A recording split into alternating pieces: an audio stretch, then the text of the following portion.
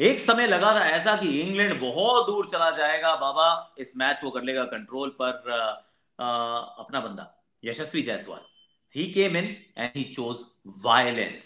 भाई छक्के चौके छक्के चौके, आई मीन क्या करता है मेरे भाई। कमाल बैटिंग की है इसने। वो तपस्वी है Yashasvi. He was absolutely sensational.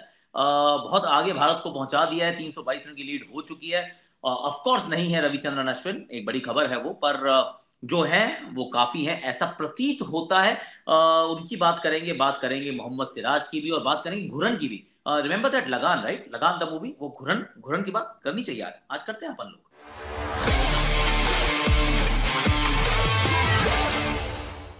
Mission home domination में आप सभी का हाथ जोड़ के स्वागत है। और हाथ के हाथ आपको बता दूं कि अपना वाईटी वाला channel please do subscribe, like, share, comment. आप कर रहे हो वैसे। हम 5,000 से ऊपर जा चुके हैं, तो उम्मीद यही है कि उस पर और हम सब्सक्रिप्शन को ऊपर लेकर जाएंगे। कर दो, अच्छा लग रहा है। मेहनत करने का लाभ होना चाहिए। अश्विन नहीं है उपलब्ध, तो ये एक बड़ी कहानी है इस मुकाबले की कि अश्विन नहीं है। अब अश्विन फैमिली इमरजेंसी की वजह से उन्होंने विड्रॉ कर लिया अपना नाम इस टेस्ट मैच से। आई मे नो कि क्या है, पर नहीं बताने वाला हूं मैं कि क्या है, क्योंकि प्राइवेसी उनका हक बनता है। उन्होंने मांगी है, हमें देनी चाहिए। और एक और ये खबर उड़ रही थी कि क्या वो वापस आके कभी भी खेलना शुरू कर सकते हैं। ऐसी ही कैन पार्टिसिपेट, पार्टिसिपेट कर सकते हैं। अब दूसरी इनिंग में तो अच्छी बॉलिंग भी कर सकते हैं, अगर अवेलेबल हो तो शुरू से कर सकते हैं, वरना आपको टाइम जो है वो स्पेंड करना पड़ता है बाहर। और सामने वाली टीम से आप रिक्वेस्ट करके किसी रिप्लेसमेंट को नहीं ले सकते हैं। सब्स्टिट्यूट मिल सकता है पर रिप्लेसमेंट नहीं मिलती है, ऐसा कोई नियम नहीं है।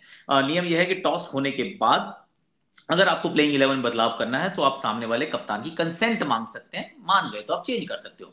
इट्स बेसिकली कवर करने के लिए है कि आपने टॉस के टाइम पे आपने वो शीट्स एक्सचेंज की, और उसके बाद किसी को चोट लग गई, अब वो उपलब्ध नहीं है और आप कह रहे हैं मेरा पूरा मैच पड़ा है, प्लीज यार मैं चेंज कर लूं।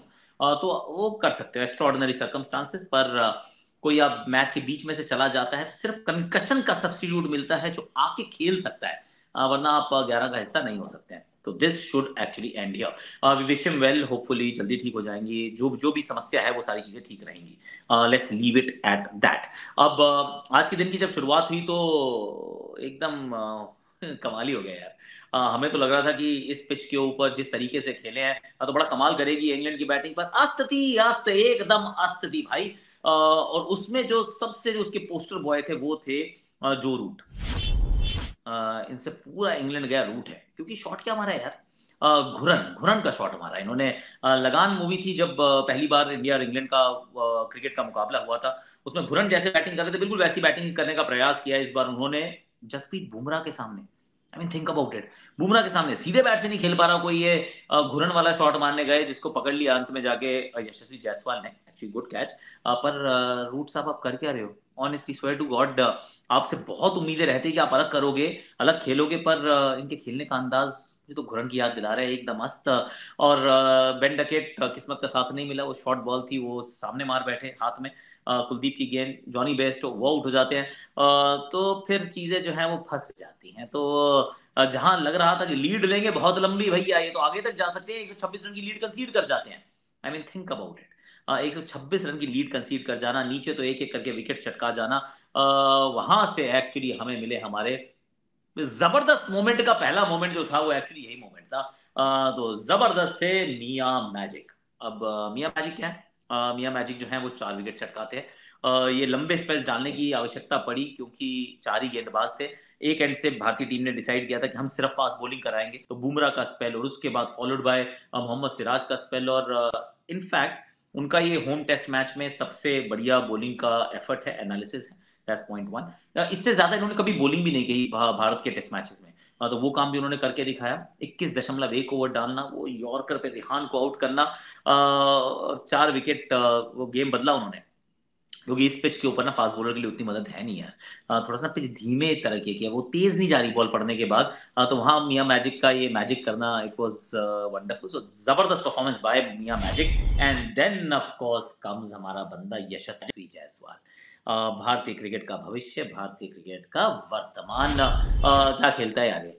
आई मीन शाहरुख खान साहब ने कहा था चकदे में, ये 70 मिनट, इन्होंने कहा देखो ये 70 गेंदे, तो पहली 70 गेंदें मैंने दी आपको, एकदम defence defence defence defence defence. In fact commentary पे एक समय लग रहा था कुछ ज्यादा डिफेंसिव है। इतने ज्यादा शेल में चले जाएंगे तो फिर कहीं वो एक खराब शॉट ना मार बैठे, वो एक गेंद अच्छी जगह पे ना पड़ जाए, वैसी थॉट आनी शुरू हो चुकी थी। पर उसके बाद इन्होंने जो बदला है मेरे भाई, क्या ही पिटाई की है। गजब पिटाई करते रहे करते रहे करते रहे करते रहे। फिर तो एक ओवर था वो जिमी एंडरसन वाला, उसमें ना मतलब 16 रन मार दिए यार। आई थिंक 1.5 साल के थे यशस्वी जब जिमी एंडरसन ने टेस्ट क्रिकेट खेलनी शुरू की थी। तो जिमी एंडरसन ने हो सकता है उनके कान में जाके बोला हो कि buddy you are in your nappies when I was playing test cricket.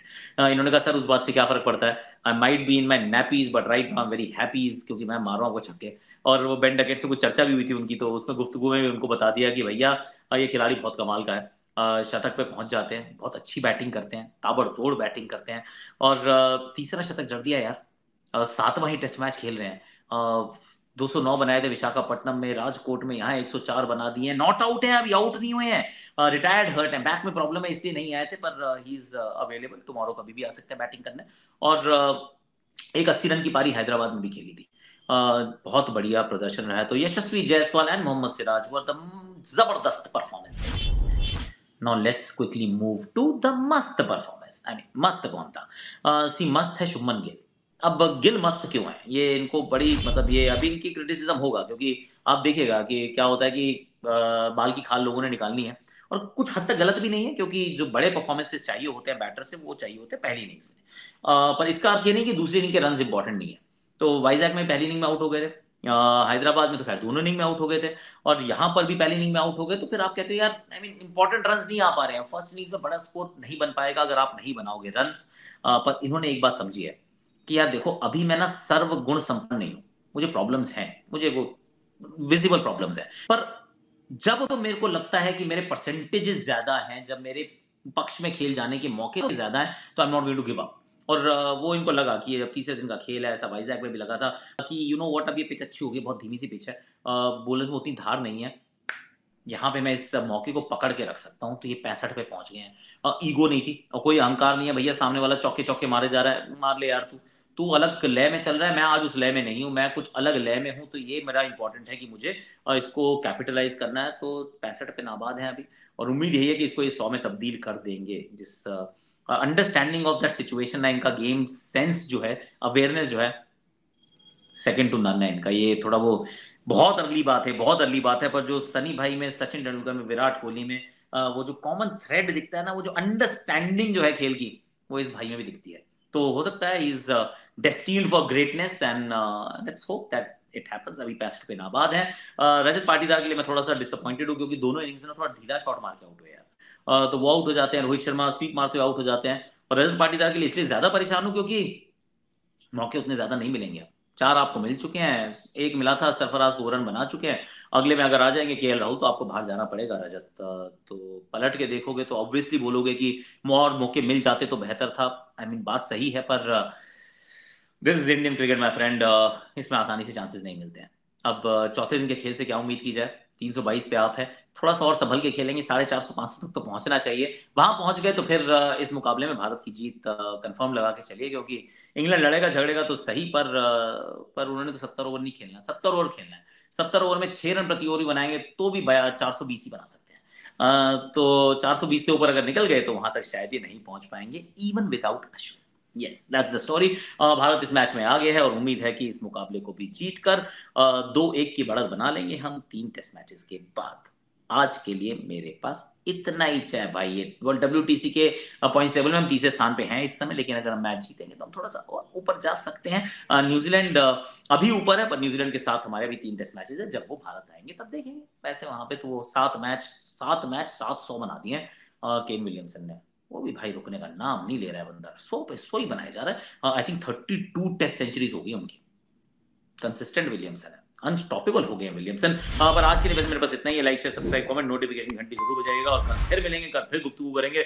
और जियो सिनेमा पे देखते रहिएगा आप ये मुकाबला, क्योंकि चौथा दिन भी मुझे तो लग रहा है होगा बड़ा रोमांचक।